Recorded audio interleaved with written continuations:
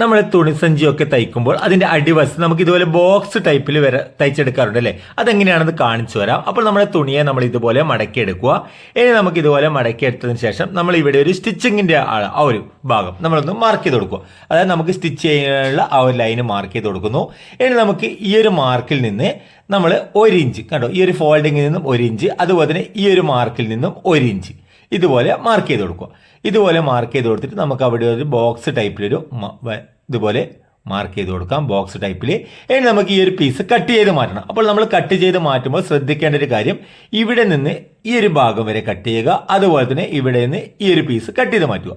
ഇനി നമുക്ക് മാർക്ക് ചെയ്ത കുറച്ച് ഭാഗം കൂടി ഉണ്ടല്ലോ, ആ ഒരു ഭാഗത്തേക്ക് നമ്മൾ ഇതുപോലൊരു കട്ടിങ് കൊടുക്കുക കേട്ടോ. ഈ ഒരു കട്ടിങ് ചെയ്ത് വെക്കുക.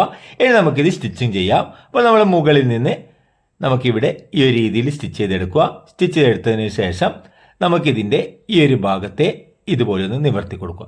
ഇതുപോലെ നിവർത്തി കൊടുത്തിട്ട് നമുക്കപ്പോൾ ആ ഒരു തയ്ച്ച ഭാഗം നമുക്ക് സെൻട്രലായിട്ട് വരുമല്ലോ. അപ്പോൾ അതിൻ്റെ സെൻട്രലായിട്ട് വന്നാൽ ഇതിനെ 2 ഭാഗത്തേക്കൊന്ന് പ്രസ് ചെയ്ത് കൊടുക്കുക. ഈ ഒരു തുണിയിലെ ഈ ഒരു കട്ട് ചെയ്ത് വെച്ച ആ ഒരു പീസ് അതിനെ നമുക്കിതിൻ്റെ മുകളിലേക്കൊന്ന് വെച്ച് കൊടുത്തിട്ട് ഇതിൻ്റെ അരികിൽ കൂടി ഒന്ന് സ്റ്റിച്ചിങ് കൊടുക്കുക കേട്ടോ. ഇതുപോലെ അരികിൽ കൂടി ഒരു സ്റ്റിച്ചിങ് ഇതുപോലെ കൊടുക്കുക. ഇനി നമുക്കിതിനെ മറിച്ചിട്ട് കൊടുത്തു കഴിഞ്ഞാൽ നമുക്ക് ബോക്സ് ടൈപ്പിൽ ഇവിടെ നല്ല വൃത്തിയോടുകൂടി കിട്ടും. അപ്പോൾ വീഡിയോ ഉപകാരമായിട്ടുണ്ടെങ്കിൽ ചാനലൊന്ന് സബ്സ്ക്രൈബ് ചെയ്യുക. വീഡിയോ ഫേസ്ബുക്കിൽ കൂടിയാണ് കാണുന്നതെങ്കിൽ ചാനലൊന്ന് ഫോളോ